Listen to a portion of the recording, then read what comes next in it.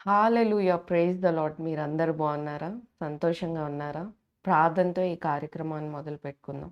ప్రేమగల తండ్రి, పరిశుద్ధమైన దేవా, నన్ను నీ సిలువ చాటున మరుగుపరిచి, నీ మాట నా నోట ఉంచండి నాయన.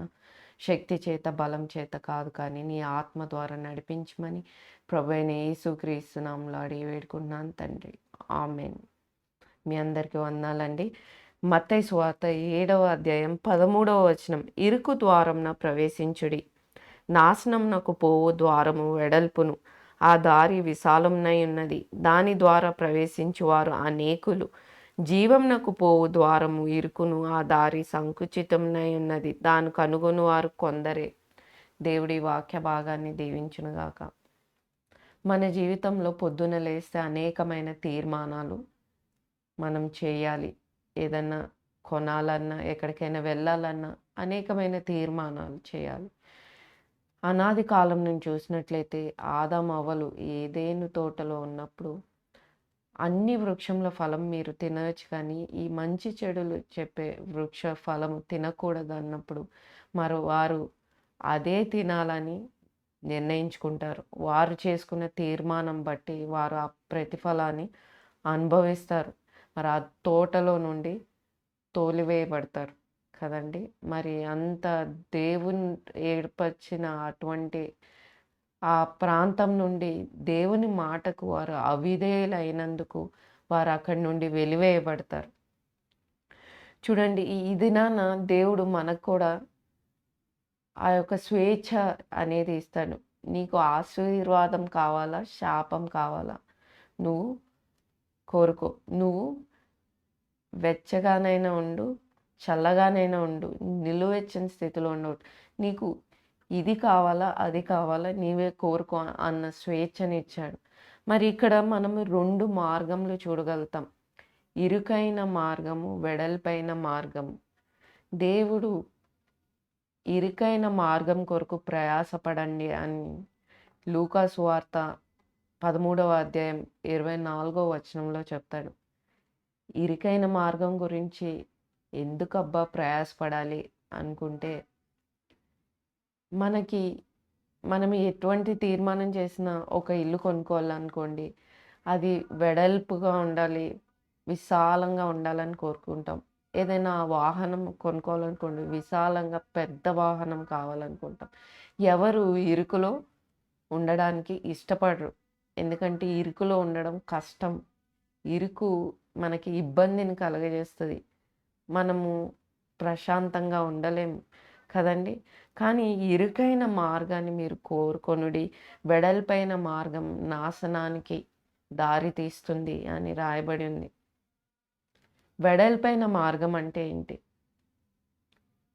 వెడల్పైన మార్గం అంటే ఈ లోకంలో మన జీవితంలో ఒకవేళ మనం వెడల్పైన మార్గాన్ని తీర్మానం చేసుకున్నట్లయితే మనం చేసే పనులు ఎవరికి జవాబుదారీ చెప్పక్కర్లేదు. నా ఇష్టానుసారంగా నేనుంటాను.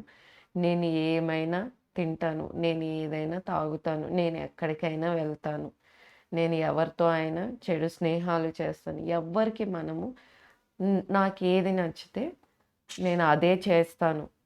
మరి పాప సంబంధమైనది వెడల్పైన మార్గం అనవచ్చు. ఈ లోక సంబంధమైనది వెడల్పైన మార్గం అనవచ్చు. మరి వివాహమైనా కూడా పరాయి స్త్రీ వ్యామోహంలో ఉండడం, లేకపోతే పెళ్లి కాకమునుపే వ్యభిచార లైంగికమైన సహవాసంలో ఉండడం అవ్వచ్చు. మరి దేనికి పాపానికి స్వేచ్ఛగా తమ జీవితాలను అల్పకాల పాపభోగం కొరకు ఖర్చు పెట్టేవారుగా ఉంటారు.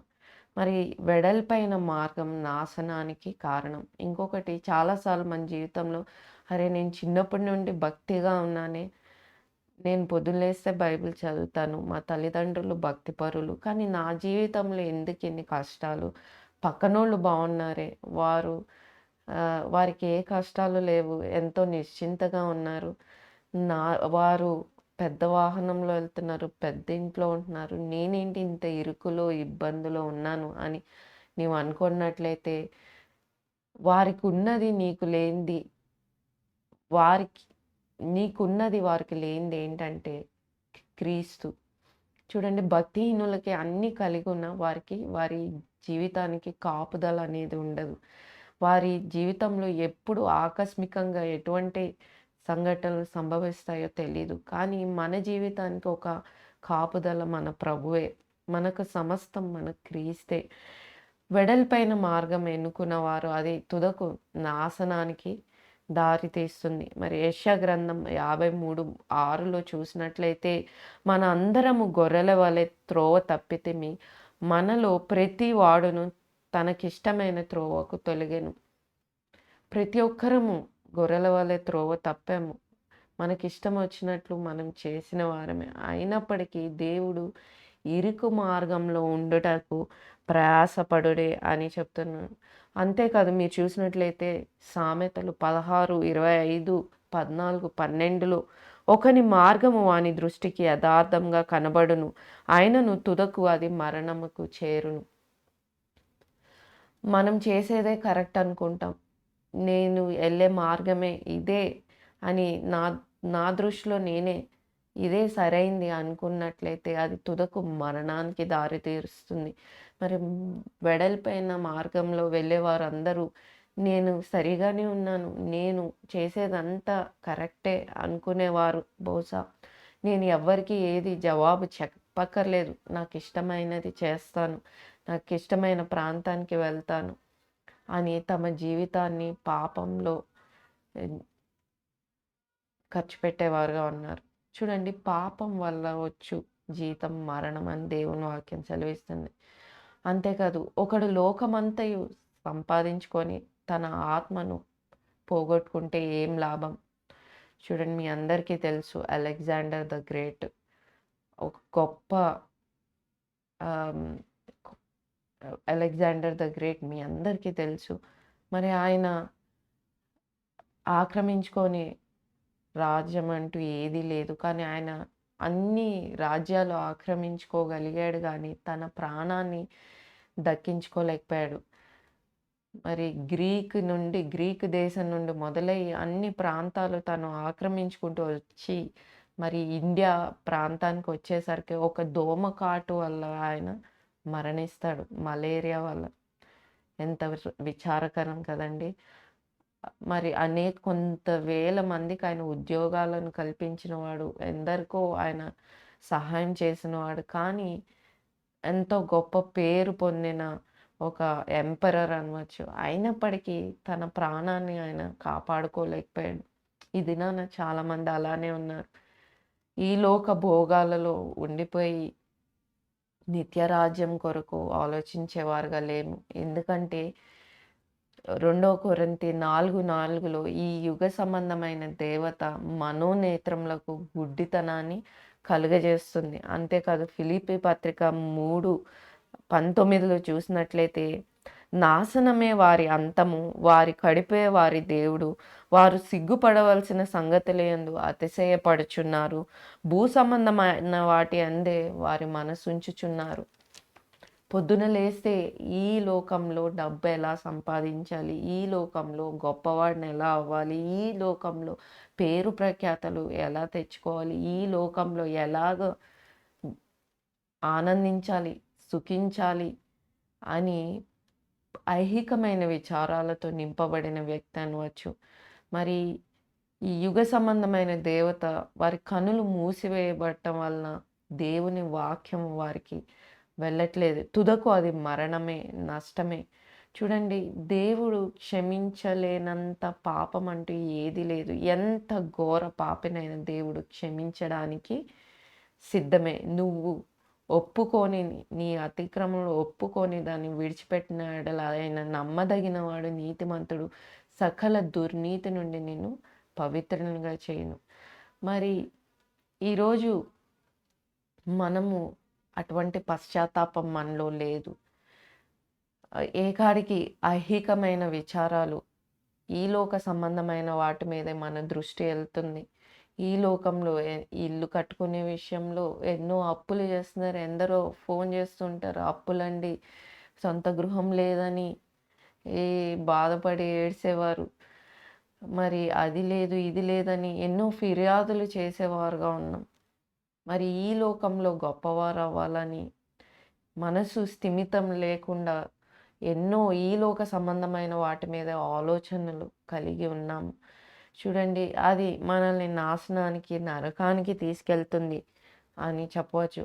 అంటే మీరు అనవచ్చు, ఏంటి ఈ లోకంలో మేము మిద్దెలు, మేడలు కట్టుకోవద్దా? అది కూడా తప్పేనా అంటే, కట్టుకోవచ్చు, తప్పేం లేదు. కానీ మన మనసంతా దాని మీద ఉండడం తప్పే. మరి ఇక్కడ చూసినట్లయితే విశాల మార్గము, ఇరుకు మార్గం చూసినట్లయితే జీవమునకు పోవు ద్వారము ఇరుకును, ఆ దారి సంకుచితమునై ఉన్నది. దాన్ని కనుగొను వారు కొందరే. మరి ఇరుకు మార్గంలో వెళ్ళేవారు కొందరే. మీ అందరికి తెలుసు, మన యేసు ప్రభువారు ఈ భూమి మీద వచ్చినప్పుడు రాజులకు రాజైన ప్రభువు, అంత గొప్ప దేవుడు తన్ను తాను తగ్గించుకొని ఆ పశువుల పాకలో మన కొరకు జన్మించాడు. అంతే కదా! ఆయన ఈ భూమి మీద 33.5 సంవత్సరాలు ఉన్నప్పుడు ఒక సామాన్యమైన వ్యక్తిగా కాలినడకన ఒలీవల కొండ మీద నడవడం, ఎక్కడికెళ్ళినా ఇతరుల దోనె అడిగి వెళ్ళడం, ఎంతో సామాన్యంగా సాధారణమైన వ్యక్తిగా జీవించాడు. నిజంగా అంత అవసరం ఉందా అండి? అంత గొప్ప దేవుడు ఆయన కేవలం ఒక నోటి మాటతో భూమి ఆకాశములను సృజించాడు. మరి ఆయన ఒక్క నోటి మాటతో ఎక్కడికైనా ఆయన ప్రయాణం చేయొచ్చు కదండీ! కానీ ఆయన ఒక సాధారణమైన జీవితాన్ని జీవించాడు. మనకి మాదిరిగా ఉన్నాడు. మరి ఆయన ఎన్నుకున్న మార్గం ఇరుకైన మార్గం. మరి ఆయన 33.5 సంవత్సరాలు ఈ భూమి మీద ఉన్నప్పటికీ ఎన్నో శోధనలు, శ్రమలు, పోరాటములు, మరి ఆయన ఎక్కడైనా ప్రసంగిస్తున్నప్పుడు ఆయన యొక్క చేసే సూచనలు, అద్భుతముల వల్ల ఇతరులను ఆయన పరిచయులు, శాస్త్రులు వీరందరూ పగబట్టిన వారుగా ఉంటారు. ఆయనని కొట్టాలని చూస్తారు. మరి అంతేకాదు, మీరు సిలువకి అప్పగింపబడినప్పుడు ఆయన ఏ దోషము లేనప్పటికీ ఆయనను చెంప మీద కొట్టి ఉమ్మివేయడం మనం చూడవచ్చు. అయినప్పటికీ ఆయన మౌనంగా ఉన్నాడు. మరి ప్రభువే ఈ లోకంలో ఉన్నప్పుడు ఎంతో తగ్గించుకొని, ఎంతో సాధారణమైన జీవితం, ఈ ఇరుకైన మార్గంలో వెళ్ళినట్లు మనం చూడగలుగుతాం. 1 యోహాను 5:19 మనము దేవుని సంబంధులమనియు లోకమంత దుష్టుని అందున్నదనియు మనము ఎరుగుదుము. మరి ఈ లోకం సాతాను సంబంధమైనదని మనకి తెలుసు. అయినప్పటికీ మనకు ఈ లోక సంబంధమైనవే కావాలి. మరి ఈ ఈ శరీరము కుళ్ళి కృషించిపోతుంది. క్షయమైనది క్షయమైపోయినది మంటికి చేరుతుంది. కానీ అక్షయమైన మన ఆత్మ కొరకు మనం ప్రయాసపడేవారుగా ఉండాలి. ఈ దినాన లూకా సువార్త 13:24లో చూసినట్లయితే, ఇరుకు ద్వారము ప్రవేశింప పోరాడుడి, అనేకులు ప్రవేశింప చూతురు గాని వారి వలన కాదని మీతో చెప్పుచున్నాను. చూడండి, మీరు ఒక ఇరుకైన సందు గుండా వెళ్తున్నారు. అక్కడ మీకు ఎంతో చీకటి, ఎంతో సౌకర్యం లేదు, రోత, గబ్బు, వాసన కలిగి ఉంది. కానీ మీరు ఆ ద్వారం గుండా వెళ్ళాలి. అప్పుడేమన్నా, అమ్మో నా వల్ల కాదు, అక్కడంతా ఎంతో రోతగా ఉంది, ఎంతో కష్టము, అది నేను దాటలేను అని మరలా మనము వెనక్కి తిరిగి వచ్చేసేవారుగా ఉన్నాం. చూడండి, ఇరుకు ద్వారంలో కష్టాలు వస్తాయి, శ్రమలు వస్తాయి, ఇబ్బంది కలుగుతుంది, అనారోగ్య పరిస్థితులు వస్తాయి. మరి మీరు చెయ్యని దానికి మీరు నిందింపబడతారు, మీరు అనందానికి మిమ్మల్ని శిక్షిస్తారు. అయినప్పటికీ నిలిచి ఉండాలి, పోరాడాలి అని చెప్తాను. మరి ఎవరు ఇటువంటి ఇబ్బందులు కలగజేసేది? అపవాది ఎన్నో ఇబ్బందులను మనకు కలగజేసేవాడుగా ఉన్నాడు. మరి యోహాను సువార్త 10:9లో నేనే ద్వారమును, నా ద్వారా ఎవడైనను లోపల ప్రవేశించిన ఎడల వాడు రక్షింపబడిన వాడై. మరి నేనే ద్వారమును, నా ద్వారా ఎవరైనా ప్రవేశించిన ఎడల వారు రక్షణ పొందుతారని చెప్తున్నాను. అంతేకాదు, మీరు చూసినట్లయితే ఈ ప్రపంచంలోనే గొప్ప మేధావి అన్న ఒక వ్యక్తి సౌత్ కొరియాలో, నేను యేసు ప్రభువుని నమ్ముతున్నాను. ఆయనే జీవము, మార్గము, సత్యంనై ఉన్నాడు అని ఒప్పుకుంటాడు బహిరంగంగా. మీరు న్యూస్‌లో చూసినట్లయితే. మరి అంత ప్రపంచంలోనే మేధావే చెప్తున్నాడు. క్రీస్తుని నేను నమ్మి ఉన్నానని. మరి క్రీస్తు వల్లనే నేనింత మేధావిగా అయ్యానని సాక్ష్యం ఇస్తున్నాడు. నిజంగా ఆయనను కలిగి ఉండడం గొప్ప భాగ్యం అనవచ్చు. మరి ఈ దినాన దేవుడు మనకి 2 ద్వారములు మన ముందు పెట్టాడు. ఈరోజు మన జీవితాలు ఎటు నడుస్తున్నాయి? ఇరుకైన మార్గంలో వెళ్తున్నామా? విశాలమైన మార్గంలో మనము నడిచేవారుగా ఉన్నామా? ఈరోజు మనల్ని మనం పరీక్షించుకోవాల్సిన సమయం. నచ్చదు ఎవరికి ఇరుక్కులో వెళ్ళడం నచ్చదు. మరి ఎంతమంది మనం చూసినట్లయితే వార్తల్లో యవనస్తులు ఎన్నో ఎన్నో ఇబ్బందుల్లో మనం చూడవచ్చు. ఎన్నో ఏమంటారు, సొంత తల్లిని చంపివేయడము ప్రేమ కోసమని అనేకమైన వార్తలు. లేకపోతే భార్య ఉన్నా కూడా అక్రమమైన సంబంధంలో ఉండి సొంత భర్తకి విషమిచ్చి చంపేయడం అనేక వార్తలు మనం చూస్తున్నాం. మరి ఇటువంటివి ఎందుకు జరుగుతున్నాయి అంటే, మరి వారి ఈ యుగ సంబంధమైన దేవత వారి మనోనేత్రములకు గుడ్డితనాన్ని కలుగజేస్తుంది. అయితే ఇరుకైన మార్గంలో ప్రవేశించడానికి మనం ప్రయాసపడాలి. ఒక దినం వస్తది, యజమాని తలుపు వేసేస్తాడు. మనము ఆ తలుపు వెలుపల నిలబడి ఎంత తలుపు తట్టినా తలుపు తీయబడదు. తుదకు మనము ఒకసారి ఆ వచనాలు చదువుకుందాం. లూకా సువార్త 13వ అధ్యాయం 24వ వచనం.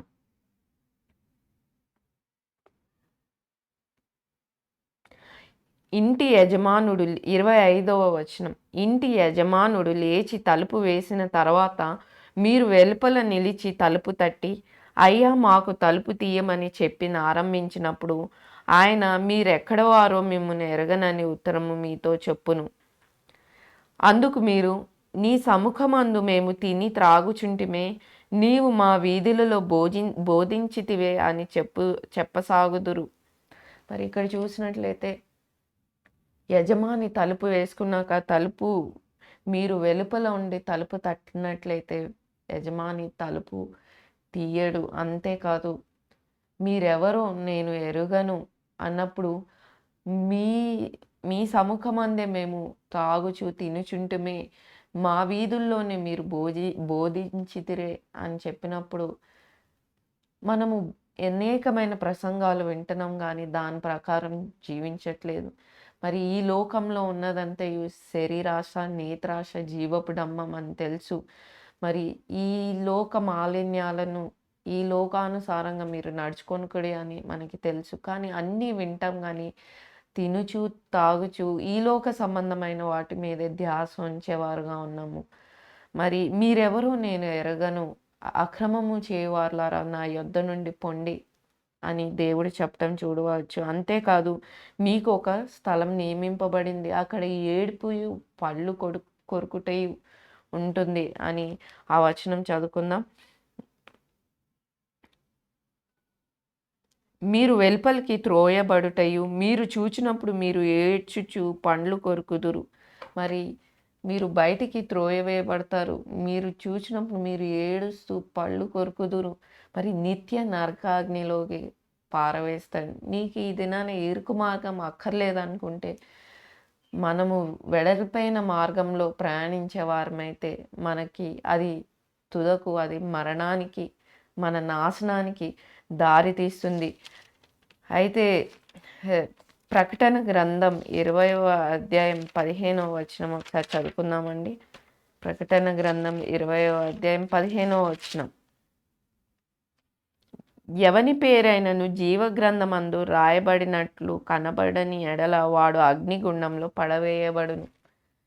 మరి ఈ లోకంలో మన జీవితం యాత్రికులం, ప్రయాణం. ఈ శరీరం మరణించిన తర్వాత ఈ దేహంతో జరిగించు ప్రతి వాటికి మంచిదైనా సరే, చెడ్డదైనా సరే మనము లెక్క అప్పచెప్పవలసిన వారమై ఉన్నాం. మరి ఎవని పేరైతే జీవ గ్రంథంలో పడని ఎడల వారు నిత్య నరకాగ్నిలో, అగ్నిగుండంలో పారవేయబడతారని దేవుని వాక్యం సెలవిస్తుంది. ఈ దినాన మనం ఎటువంటి మార్గం గుండా వెళ్తున్నాము? అంత్య దినంలో ఉన్నాం. ఎంతో ఈ లోక సంబంధం ఈ లోకం తర్వాత నాకెందుకులే, నేనిక్కడ తినుచు, తాగుచు సుఖిస్తే చాలు అనుకున్నట్లయితే మనకి, మన జీవితాలకి అయ్యో! మనకి అగ్నిగుండము మన కొరకు ఎదురు చూస్తుందనవచ్చు. కాబట్టి ఈ దినాన మనము ఎటువంటి మార్గంలో వెళ్తున్నామో మనల్ని మనం పరీక్షించుకుందాం. ప్రార్థన. ప్రేమగల తండ్రి, పరిశుద్ధమైన దేవ, నీ వాక్యం ద్వారా మాట్లాడిన విధానానికే వందనాలనైనా. అవునైనా, మా ఎదుట 2 మార్గములు కలవునైనా. అయ్యా, ఇరుకు మార్గము, వెడల్పైన మార్గంనైనా. చాలాసార్లు నైనా తండ్రి, ఎన్నోసార్లు మీ వాక్యాలు వింటూనే అయ్యా అన్నీ తెలిసి కూడా ప్రభా మేము వెడల్పైన మార్గము అది తుదకు మరణానికి దారి తీస్తుంది అని నీ వాక్యం సెలవిస్తుంది. అయినప్పటికీ ప్రభా మేము ఈ లోక సంబంధమైన వాటి మీద ఆశ పెట్టుకుంటున్నాం నైనా. ఈ లోక సంబంధం వాటి మీద మా ధ్యాస ఉంటుంది నైనా తండ్రి. అయ్యా అయ్యా మీకు ఇష్టం లేని పనులు మేము చేసేవారుగా ఉంటున్నాం నైనా. అయ్యా మా ప్రతి ఒక్కరిని దర్శించండి నైనా తండ్రి. అయ్యా నాలో నీకు ఇష్టం లేని ప్రతిదీ ప్రభా ఈ దినాన నీ రక్తంతో మమ్మల్ని కడిగి పవిత్రులుగా చేయండి నైనా తండ్రి. అయ్యా మీ కొరకు నైనా మేము ప్రయాసపడేవారుగా, అయ్యా ఎలా అయితే ప్రభా నువ్వు ఈ భూమి మీద ఉన్నప్పుడు ఇరుకు మార్గాన్ని ఎన్నుకున్నావో తండ్రి. అయ్యా అవునైనా ఎన్నో శ్రమలు, పోరాటములు నైనా మా కొరకు నీవు అయ్యా సిలువ వేయబడ్డావు నైనా తండ్రి. అయ్యా నీ రక్తాన్ని అయ్యా చిందించావు నైనా. అయ్యా మాకు అటువంటి అయ్యా నీలాంటి మనసు దయచేయండి నైనా తండ్రి. నీలాగా ప్రభా మేము ఇరుకైన మార్గంలో నడిచేవారుగా మమ్మల్ని చేయండి నైనా. ఈ కార్యక్రమాన్ని వీక్షిస్తున్న ప్రతి ఒక్కరిని దర్శించండి నైనా. విత్తిన వాక్యాన్ని అయ్యా ముద్రింపజేయమని ప్రభు అయిన యేసు క్రీస్తు నామములో అడిగి వేడుకుంటున్నాను తండ్రి. ఆమేన్. మీ అందరికీ వందనాలండి. ప్రభు చిత్తమైతే మళ్ళా కలుసుకుందాం. అంతవరకు సెలవు. Thank you.